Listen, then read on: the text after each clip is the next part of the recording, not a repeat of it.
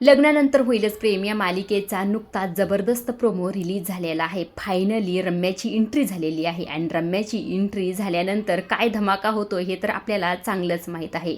इकडे जीवानंदिनी आर्याशी बोलत असतात. आर्या म्हणत असते हवं तेव्हा दोघात तिसरं येणं यासारखं सुख नाही. आपल्या सरोगशीची प्रोसेस कंप्लीट झालेली आहे. तुमचं बाळ माझ्या पोटात वाढतंय.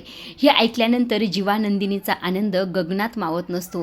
ते इतके खुश झालेले असतात की विचारू नका.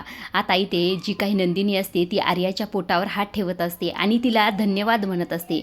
इकडे जीवासुद्धा आर्याला हात जोडत असतो.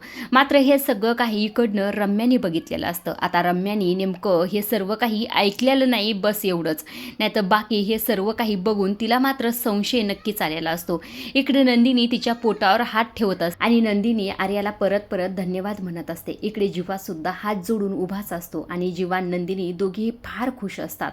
आता इकडे जी काही रम्या असते, रम्या विचार करत असते हा जीवा त्या मुलीसमोर हात का जोडत असेल आणि ही नंदिनी तिच्या पोटावर हात का ठेवत असेल. हा सगळा काय प्रकार आहे याचा शोध घ्यायलाच हवा आणि हे सगळं काही घरच्यांसमोर आणायलाच हवं असंही ते रम्या स्वतःच्याच मनाशी म्हणत असते.